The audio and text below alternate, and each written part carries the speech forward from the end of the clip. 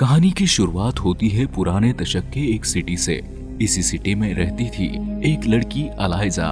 वो sign language में बात किया करती थी क्योंकि उसको किसी ने टॉर्चर करके उसके गले का पार्ट निकाला था। ये हमें मूवी के स्टार्टिंग में उसके गले का निशान देखकर पता चलता है।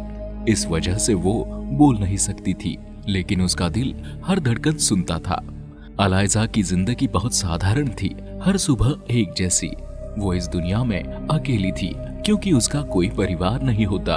वो अपने छोटे से अपार्टमेंट में उठती, घर के काम करती थी और अपने बगल के कमरे में रहने वाले गाइल्स, एक बुजुर्ग आर्टिस्ट के घर जाती थी और गाइल्स भी उसे अपने फैमिली की तरह समझता था। उनसे मिलती और बाद में अपने ऑफिस जाती थी, अपने काम पर, एक सरकारी लैब में जहां वो सफाई का काम करती थी। उसी लैब में उसकी एक बेस्ट फ्रेंड होती है, वो भी वहां पर सफाई का काम करती थी और वो अलाइजा की बहुत केयर करती थी। दूसरी तरफ हम देखते हैं कि लैब में काम करने वाले बाकी वर्कर उससे नफरत करते थे, उसे बुली करते थे, इसलिए वो भी किसी से बात नहीं करती थी। एक दिन सब वर्कर साफ सफाई कर रहे होते हैं, तभी वहां पर एक ऑफिसर आ जाता है और कहता है कि यहाँ पर एक टीम आने वाली है और साथ में एक मिस्टीरियस चीज ला रही है जो कि बहुत कीमती है और आज तक ऐसी चीज पहले किसी ने देखी भी नहीं होगी। थोड़ी ही देर बाद वो टीम वहां पर आ जाती है और हम देखते हैं कि उनके हाथों में एक बड़ा सा वाटर टैंक होता है और उसमें कोई चीज रखी होती है। जब अलाइजा उस टैंक के पास जाती है तो वो चीज जोर से हिलने लगती है। तभी वहां पर एक टीम आती है और उस टैंक को एक सीक्रेट रूम में ले जाती है। यहाँ पर अलाइजा को कुछ भी समझ में नहीं आता। एक दिन अलाइजा उसी रूम के सामने सफाई कर रही होती है, तभी उस रूम से जोर जोर से चिल्लाने की आवाज आने लगती है। उसी रूम से एक आदमी बाहर आता है जो कि एक सेल्फिश कर्नल था। वो कर्नल इस प्रोजेक्ट का हेड होता है और उस कर्नल के हाथ से खून आ रहा होता है।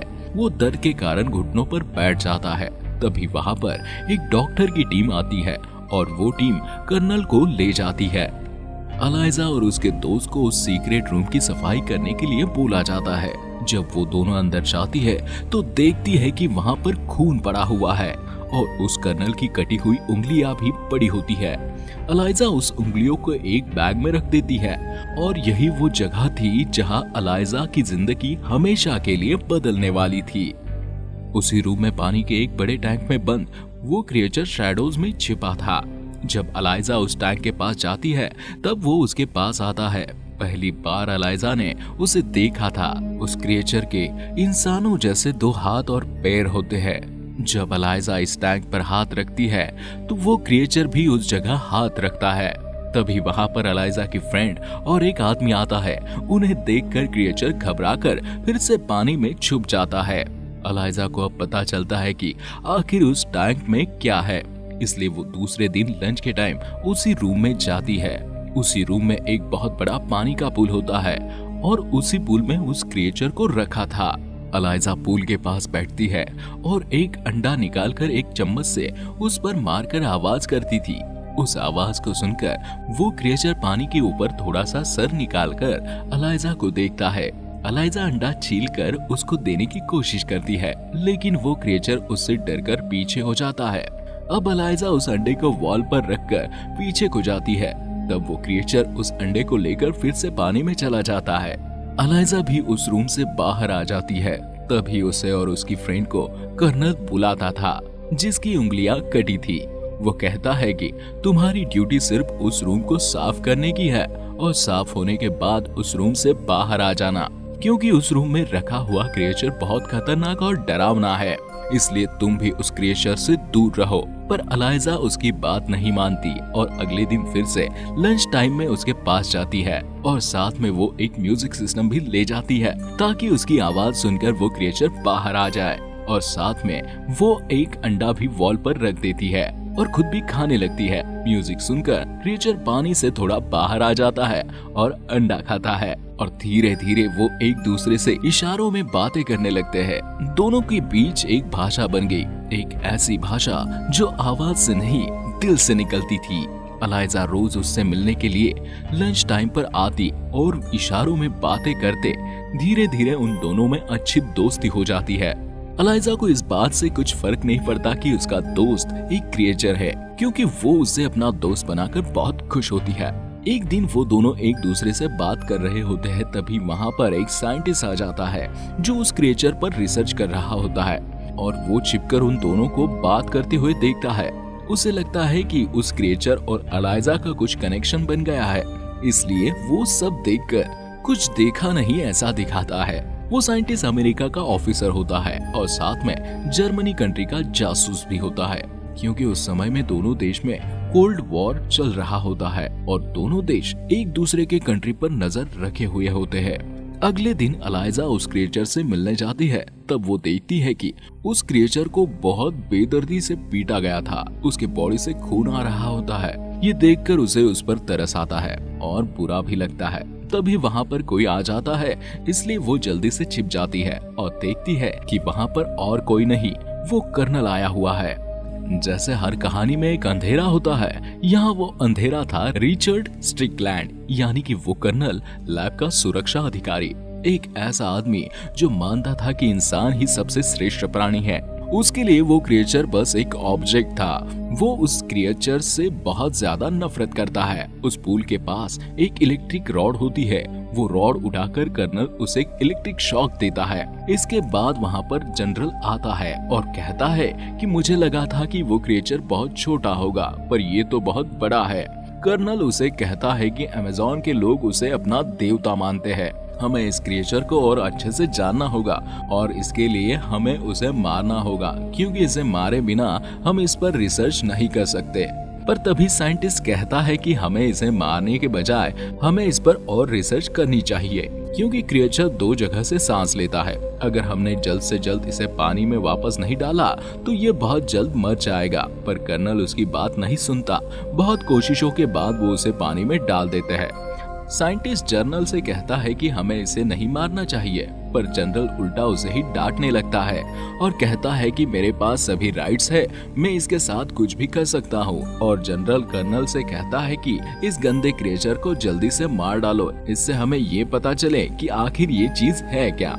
साइंटिस्ट नहीं चाहता था कि उसे मारा जाए, क्योंकि वो एक बेजुबान है, उसे उस पर दया आती है और वो नहीं चाहता था कि वो मारा जाए। अलाइजा ये सब कुछ छुपकर सुन रही थी और उसे भी ये सुनकर हर्ट होता है।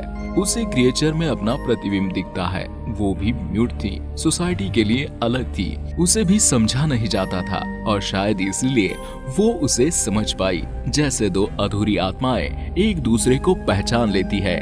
अलाइजा ये सारी बातें घर जाकर जाइल्स को बताती है, क्योंकि वो बहुत डरी हुई होती है, क्योंकि उसे लगता है शायद वो उस क्रिएचर को सच में मार न डाले। वो जाइल्स को बताती है कि वो मेरी तरह बेजुबान है और वो मेरा बहुत अच्छा दोस्त है, मैं उसकी हेल्प करना चाहती हूँ और वो मुझे अलग नहीं समझता, बल्कि वो मुझे मेरी कमजोरियां भी नहीं दिखाता। पर जाइल्स कहते हैं कि हम उसे नहीं बचा सकते, क्योंकि वो जिनके पास है वो बहुत पावरफुल लोग हैं और हम आम इंसान हैं, हम उनके सामने नहीं टिक सकते। यह कहकर जाइल्स वहाँ से चले जाते हैं। पर थोड़ी देर बाद जाइल्स फिर से घर वापस आते हैं, क्योंकि उन्हें अलाइजा और क्रिएचर पर दया आती है। वो अलाइजा को कहते हैं कि मैं तुम्हारा साथ दूंगा, तुम जैसा कहोगी मैं वैसा करूंगा, क्योंकि हम एक फैमिली है। ये सुनकर अलाइजा बहुत खुश होती है। अब वो दोनों मिलकर प्लान बनाते हैं उस क्रिएचर को एस्केप करने का। अगले दिन रात का अंधेरा था, बारिश गिर रही थी। अलाइजा लैब में जाकर सारे कैमरे को दूसरी दिशा में घुमा देती है, ताकि उन्हें कोई देख न सके और किसी को पता न चल सके कि उन्होंने उसे यहाँ से भगाया है। उसके बाद वो बहुत सारे टॉवेल्स लेती है और उस क्रिएचर के पास उसे छुड़ाने के लिए जाती है, पर उस क्रिएचर को बहुत सारे चैन से बांधा होता है। वो उसे जब खोलने जाती है तभी वहाँ पर वो साइंटिस्ट आता है।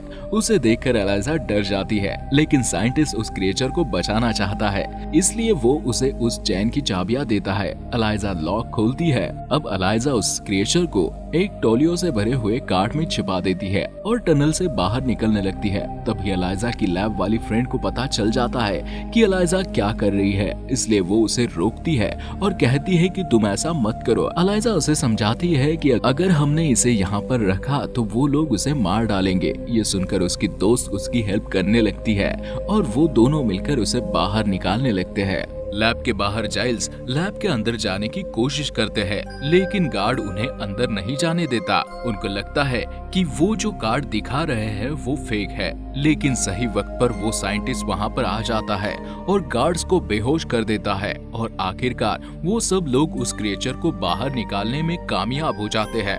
पर तभी कर्नल को पता चलता है कि गेट पर जरूर कुछ न कुछ गड़बड़ है, पर जब तक वो गेट पर पहुंचता तब तक वो सब वहां से चले गए होते हैं।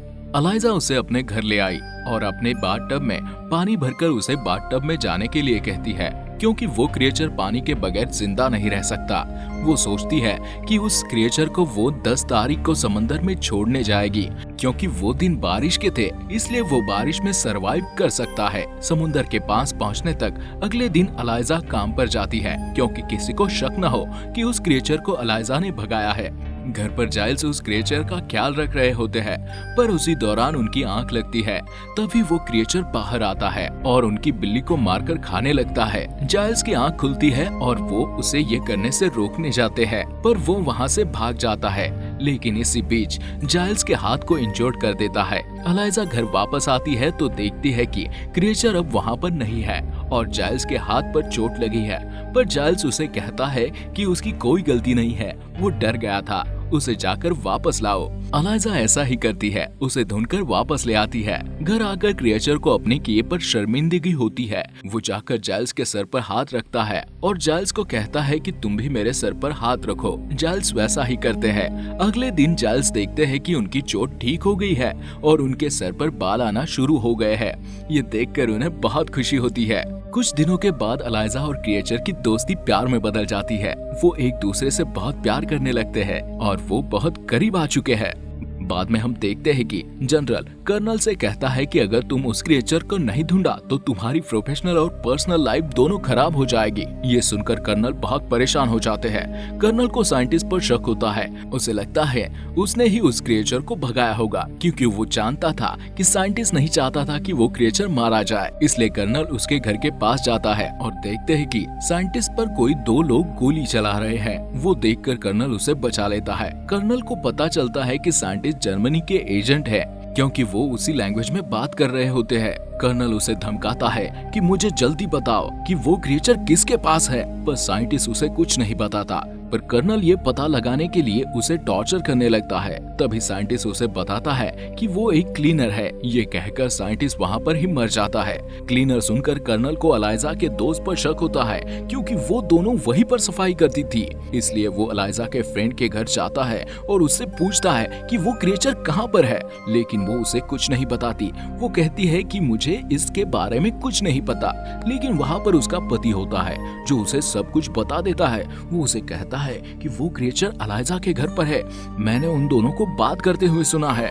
ये सुनकर कर्नल गुस्से में अब अलाइजा के घर जाने लगता है। तभी उसकी फ्रेंड अलाइजा को फोन करके सब कुछ बता देती है और उसे वहाँ से भागने के लिए कहती है। और ये दिन वही दिन होता है जिस दिन अलाइजा उस क्रिएचर को पानी में छोड़ने जाने वाली थी, यानी कि 10 तारीख। अलाइजा उस क्रिएचर को लेकर जल्दी से समुद्र के ओर जाने लगती है। कर्नल जब अलाइजा के घर जाता है तो देखता है कि वहाँ पर कोई नहीं है। वो वॉल पर टंगी कैलेंडर देखता है। वहाँ पर 10 तारीख के नीचे एक नोट लिखी हुई मिलती है, जिस पर लिखा था आज के दिन उस क्रिएचर को पानी में छोड़ना है। अलाइजा उस समुद्र तक पहुँच जाती है। वो उसके प्यार को अलविदा कह रही होती है, क्योंकि उन्हें पता था कि इसके बाद वो कभी नहीं मिलेंगे। वो क्रिएचर पानी में जाने ही वाला होता है। तभी वहाँ पर कर्नल आता है और जाइल्स को बहुत पीटता है और बाद में वो अलाइजा और क्रिएचर पर गन से फायरिंग करता है। बुलेट लगने के कारण वो दोनों भी नीचे गिर जाते हैं। पर तभी अचानक क्रिएचर उठ जाता है और कर्नल को बुलेट लोड करने से पहले ही क्रिएचर उसके पास चला जाता है। कर्नल देखता है कि बुलेट लगने पर भी उस क्रिएचर को कुछ नहीं हो रहा। बाद में वो क्रिएचर उस कर्नल को मार डालता है। वो अलाइजा को अपनी बाहों में लेता है और उसे लेकर समुद्र की गहराइयों में जाता है और वो अलाइजा के गर्दन पर जो चोट के निशान थे वहाँ पर हाथ लगाता है। वो निशान जो पहले चोट के थे अब बन गए गिल्स। गिल्स की मदद से अलाइजा पानी के अंदर भी सांस लेने लगती है। अलाइजा अब जिंदा हो गई थी। उस क्रिएचर के पास बहुत सारी पावर होती है, इसी वजह से वो अलाइजा को बचा पाता है। अब दोनों एक दूसरे को गले लगा लेते हैं और दोनों धीरे धीरे पानी की गहराइयों में खो गए। जाइल्स भी बहुत खुश था। उन दोनों को एक दूसरे का साथ जो मिला था। कहानी वही खत्म नहीं होती, क्योंकि कहा जाता है अगर किसी ने कभी सच्चा प्यार किया हो तो वो प्यार किसी रूप में जिंदा रहता है, कभी लहर बनकर, कभी बूंद बनकर, कभी दिल के किसी कोने में ठहर कर। द शेप ऑफ वाटर सिर्फ एक फैंटेसी रोमांस नहीं है, ये कहानी है स्वीकार की, एम्पैथी की और इस बात की कि प्यार किसी सीमा को नहीं मानता। अलाइजा म्यूट थी और उसका प्यार एक क्रिएचर था। दोनों सोसाइटी के लिए बेगाने थे, पर दोनों ने एक दूसरे में वो पाया जो पूरी दुनिया से छिपा था, अंडरस्टैंडिंग। प्यार का कोई शेप नहीं होता, वो पानी की तरह होता है, जहाँ जगह मिलती है वहाँ बह जाता है, जहाँ रुकावट होती है वहाँ अपना रास्ता बना लेता है, और जहाँ कोई उसे थामने की कोशिश करता है वो उंगलियों के बीच से फिसल जाता है। तो दोस्तों, ये थी कहानी द शेप ऑफ वाटर की, एक ऐसी कहानी जो सिखाती है कि अलग होना कोई कमी नहीं, बल्कि वो हमारी सबसे बड़ी ताकत हो सकती है। प्यार को शब्दों की नहीं, समझ की जरूरत होती है, और जब दो दिल एक दूसरे को महसूस करने लगते हैं तो आवाज मायने नहीं रखती, बस खामोशी बोलती है। वीडियो देखने के लिए धन्यवाद।